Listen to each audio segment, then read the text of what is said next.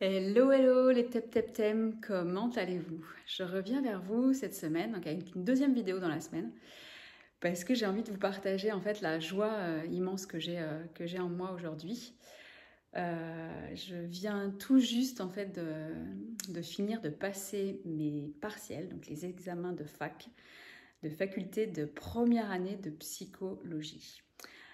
J'ai en fait fait le choix de m'inscrire en fac de psychologie l'année dernière, le 11 mars 2020, donc juste avant le confinement. C'était un soir de pleine lune, un soir complètement fou, où j'ai une énergie, de l'énergie à revendre. Et en fait, à 3h30 du matin, 3h33 exactement, je me suis réveillée et je me suis dit, c'est bon, c'est maintenant, il faut que je m'inscrive. Il faut que je m'inscrive en fac, il faut que je sache ce que c'est. Il faut que j'aille sur Parcoursup et que je fasse cette aventure en fait. Et c'était plus fort que moi, il fallait que je le fasse, quoi. C'était là, tout de suite, maintenant, à 3h33, le 11 mars 2020.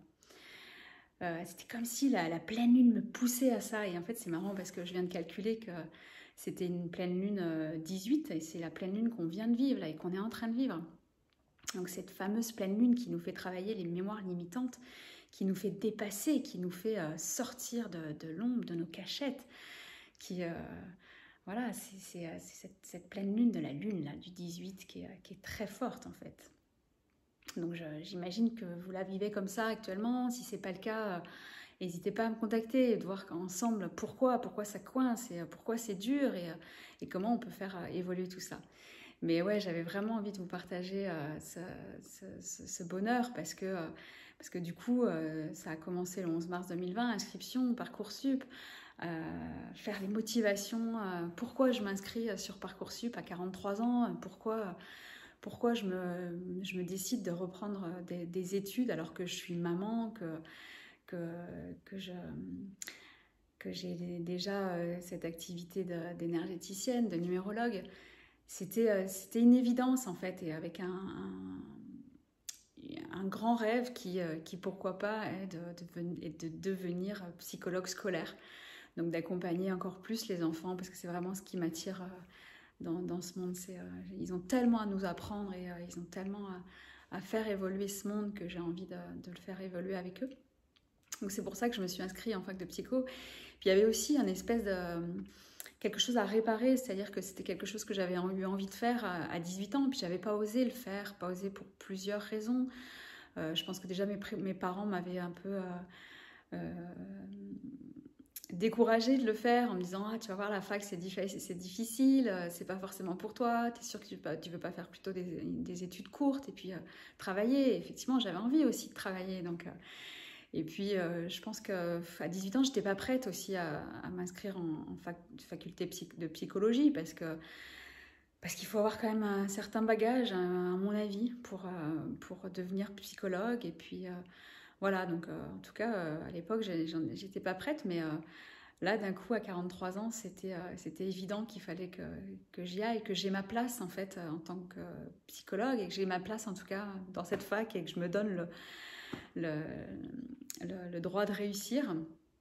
Donc ça a été, ouais, ce que je disais, une évidence, donc réparer quelque chose du passé, en fait, donc où j'ai pas osé m'inscrire, où j'ai pas osé franchement dire que ça serait bien, que c'est vraiment ce que je voudrais faire, voilà.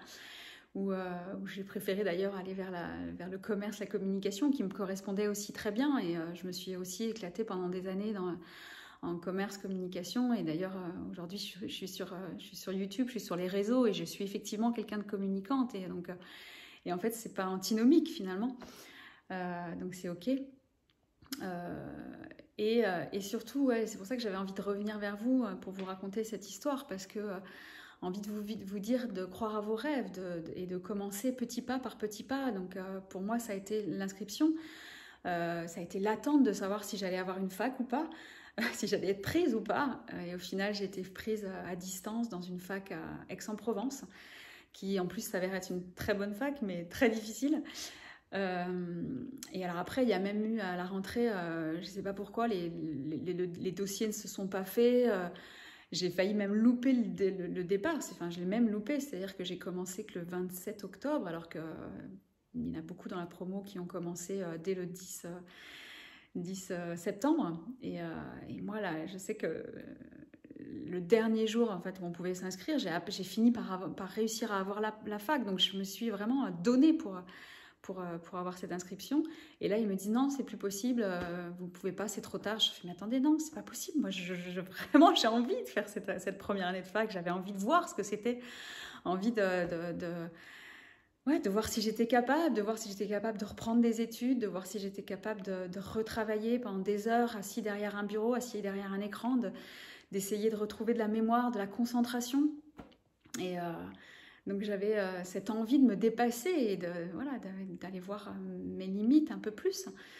Donc j'ai fini par être inscrite et au final, du coup, j'avais 1 mois et demi de retard sur tous les autres. Donc du coup, les premiers partiels, ça a été difficile en mois de décembre. J'avais ce mois et demi de retard, mais j'ai pas lâché, j'ai jamais lâché. J'étais fatiguée, mais j'ai cette telle envie, voilà, que du coup je lâche pas, même si vraiment je peux vous le dire qu'il y a des moments difficiles.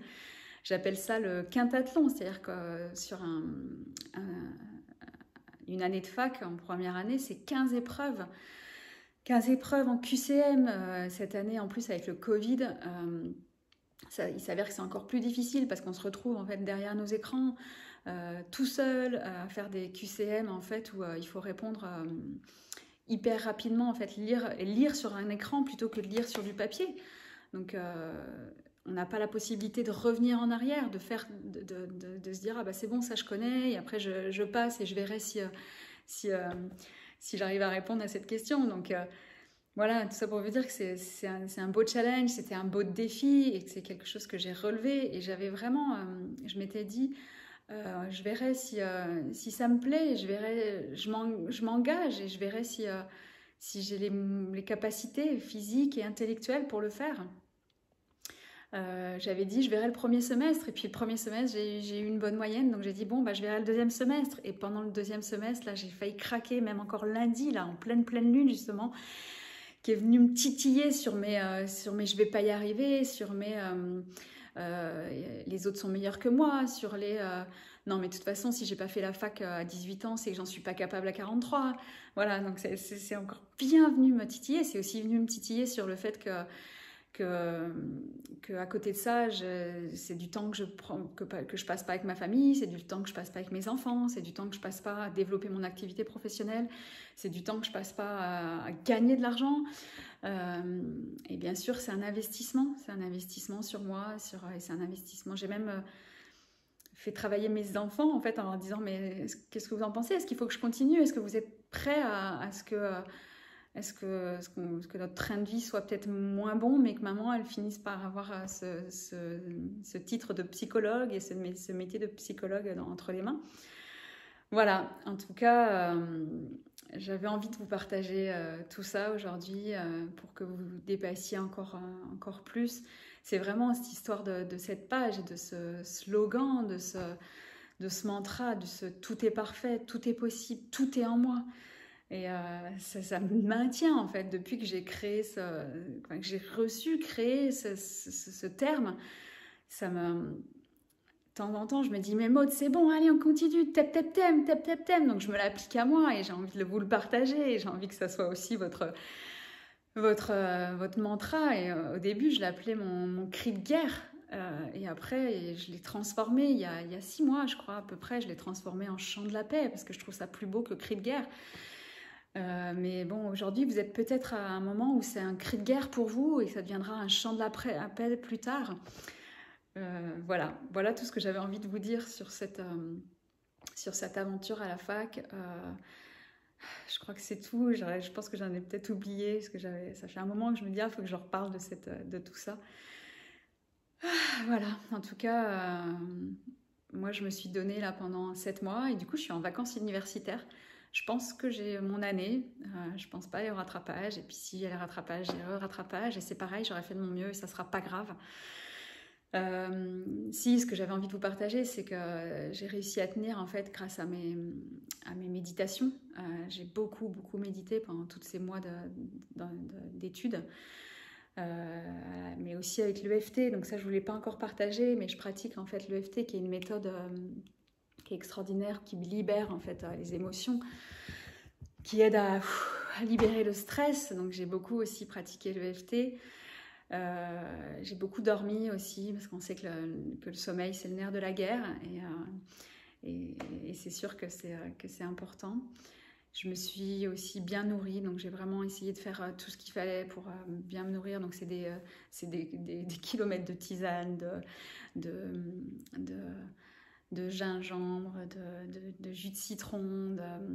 Et c'est aussi les compléments alimentaires. Je crois, j'en ai encore jamais parlé sur cette chaîne, mais je suis aussi ce qu'on appelle mandataire en fait d'un laboratoire pharmaceutique qui s'appelle Synergy Health, et en fait qui a des compléments alimentaires juste incroyables. Et je sais que c'est aussi grâce à ça que j'ai tenu, notamment à l'algue Alpha-1. Donc voilà, et puis aussi à une personne qui s'appelle Valérie Julien, qui est une bioénergéticienne qui m'accompagne depuis des semaines et des mois. Et j'ai tenu aussi grâce à mon amoureux, grâce à mes enfants, grâce à ma famille, donc grâce à tous mes piliers, voilà, et ça c'est tellement important, grâce à mes amis aussi, mes copines qui me disaient « mais Maud, c'est bon, tu vas y arriver, tu as un mental d'acier, on croit en toi ».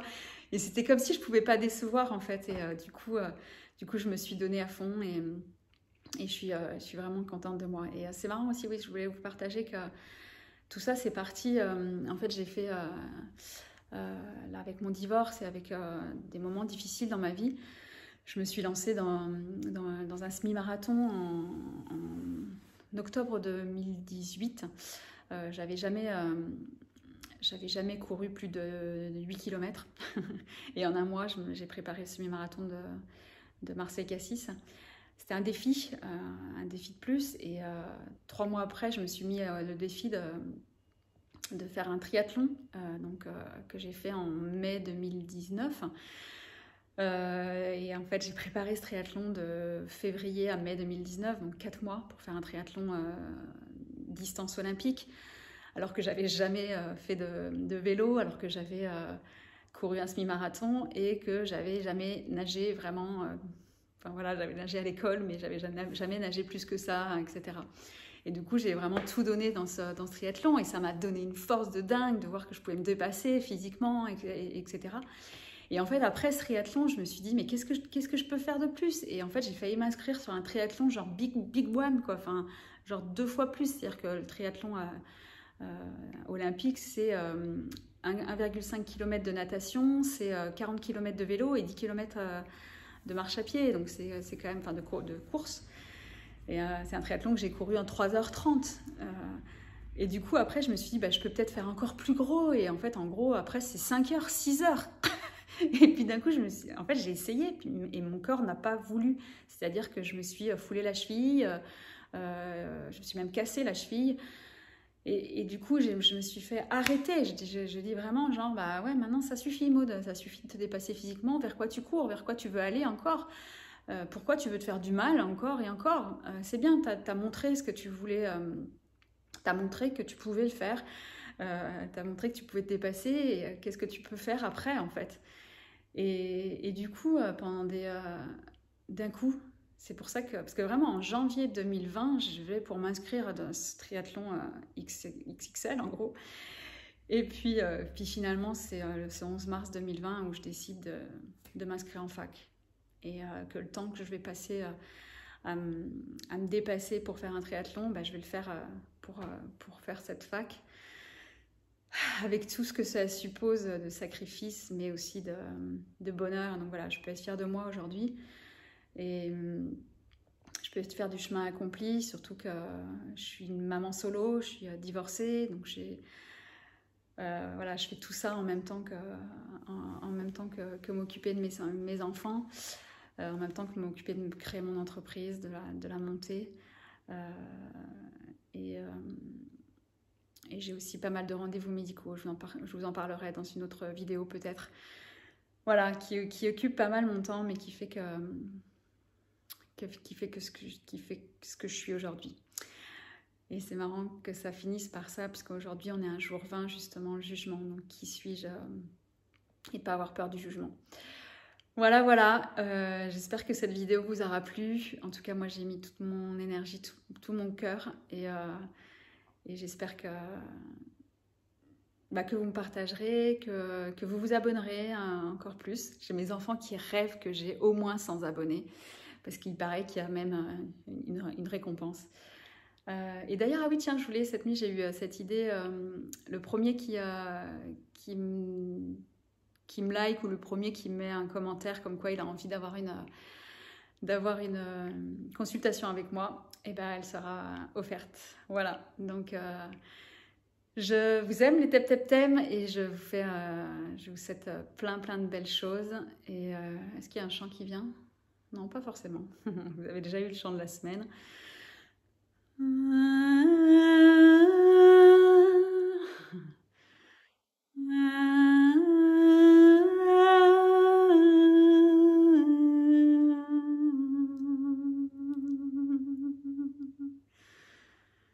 Voilà, à bientôt.